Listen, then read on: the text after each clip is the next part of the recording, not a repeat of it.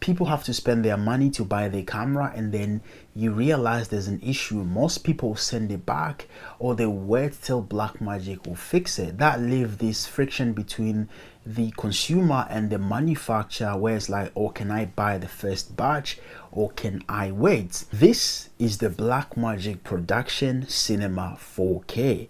This camera is over 12 years old, but if it is in the right hand, it would outshine almost all the cameras that I'm seeing in the market right now. And the price to image ratio from this camera, it is insane. Let's talk about it. Let's look at some of the key features that made this camera the better camera at its time, and that is the 12 years ago, by the way. So you had UHD, and listen, back then the camera that was winning, there was a 5D Mark II, there was the Sony PDE 150 and 170, and there was a lot of JVC and the Canon C series, but this one came in and everyone was surprised. Why?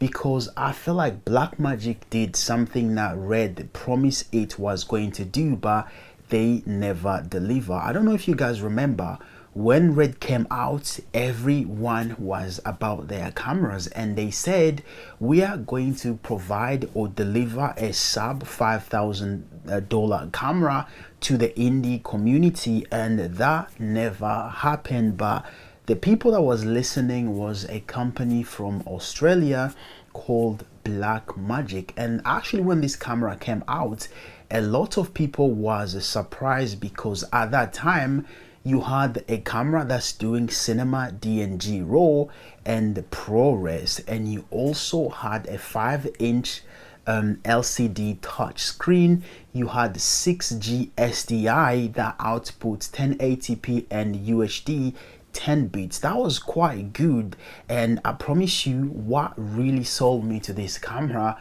was the ability to put in those chunky SSD and you record your file. And back then, listen, all I wanted was a good camera. And when I saw that, I kid you not, and I remember saying to myself, wait, this company is making the camera like this right now, imagine what they will do in 10 years time. And it's actually funny that one of my favorite camera is actually the Pocket series, and just seeing how they went from, yeah, we're just gonna make this camera, we're still figuring everything out, to jumping today and doing some of the better camera for indie. And like I've always said, a price to image ratio, you can't really beat Blackmagic cameras. And something that I kind of had to think back and say to myself, we actually need to appreciate Blackmagic, because their camera have actually been among the greatest camera for indie, or the greatest option for indie filmmaker that really don't want to spend too much money on cameras and want to still have that one affordable camera that give them the best quality possible. And this camera to me was one of those. And is it still worth it in 2023? That's what we are going to find out. But every clip that you are seeing today was shot by the Blackmagic Production Camera 4K. And at the end of this video, I'm also going to tell you one thing that I really realized about Blackmagic camera that's always annoying, and we are going to talk about that at the end. And some of you guys that are requesting Blackmagic to make a global shutter camera, this camera, it's actually global shutter, and I'm like, Blackmagic, what happened? Why are you not making a global shutter camera in 2023? And for you guys that doesn't really know about global or rolling shutter, basically with global shutter, it means there's no jello effect. And this is something that sold so many people on these cameras, because back then what filmmaker wanted is a camera that can provide a clean 24 frames per second. By the way, today I know slow motion is part of the things that people look into when they're buying cameras because of commercial and weddings, music video, and so many other things, including how YouTube have kind of like pushed for slow motion.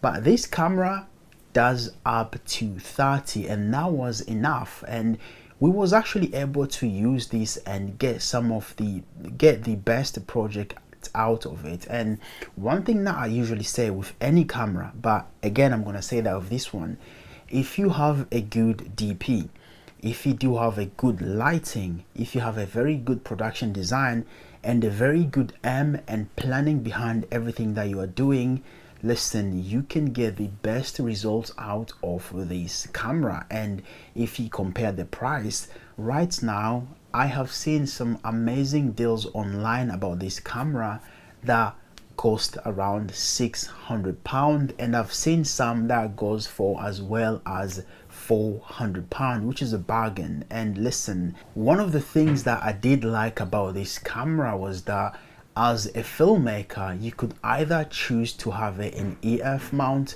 or have it in PL mount. That was great for lens flexibility, and we actually use it in EF mount, and the image quality that come out of this camera was unbelievable. And like I said, you can actually compare this camera and so many other cameras that are on the market, and you just see that it has an edge when you come to image quality. Obviously, one of the things that again I really liked about Blackmagic was their operating system was very easy, intuitive, and very kind of like friendly to use, which was very good. And like I said, this camera was almost a boxy design but an awkward design, if you get what I mean. But it kind of just allow you to get your shot. Obviously you'd have to rig this and add more power to it. And one thing that I keep seeing people talking about in today's camera was that the Blackmagic Pocket 6K, 6K Pro or the previous generation are bad when it comes to battery life, autofocus, and IBIS. And one thing that I need to let you know, if you watch my last video, I actually broke everything down, and here's what I'm going to say to you. Stop wanting the camera to do your responsibility and its responsibility. As a filmmaker, there's a few things that you must do to your camera to kind of like help you to make those great image quality. So if you want to see that video, I will link it in the description, or it's gonna pop somewhere here. Another thing that really made me like this camera back then, even till today, is because Blackmagic made this camera with filmmakers in mind, and they made sure that they loaded with so many exposure tools that help you guys to get the best image quality. And back then it kind of allowed me to start using these tools and learn more about them, as well as just finding out how they work and what works for me. And this is such a big thing because most camera back then did not have a focus peaking, did not have a zebra, did not have false color, and so many other exposure tools. And now that we are in 2023, one of the things that I do like about this camera is that everything is very affordable. When I mean very affordable, I mean you can still get this camera for less than £500 or less than $600. And listen, you can rig it and it'll still be cheap. You can get the SSD, it'll still be affordable, and you can get almost everything. And if you are one of those people that have like YouTube at home, in your room, or anywhere, and your setup require to sit down and talk to camera, I would actually suggest you consider this camera, because first, it's a Super 35 global shutter, and 12 stops of dynamic range will still give you a decent image quality while give you a big advantage when saving money. So there's one thing that I said about Blackmagic cameras that I have noticed in almost all the camera, and I hope Blackmagic is gonna now learn from this and change when they release a newer camera. So I'll go back to their last release, which was the Blackmagic Pocket 6K Pro. That camera had a green, blue, or any soft tints, and basically people have to spend their money to buy the camera, and then you realize there's an issue. Most people send it back, or they wait till Blackmagic will fix it. That leaves this friction between the consumer and the manufacturer, where it's like, oh, can I buy the first batch or can I wait? And let me tell you about this camera that you are talking about. So when got the camera, it was working okay until sometime it developed some serious banding or serious image banding, and up till today this camera still have the banding. And when we brought it back, they never took it. By the way, that's a story that I need to make.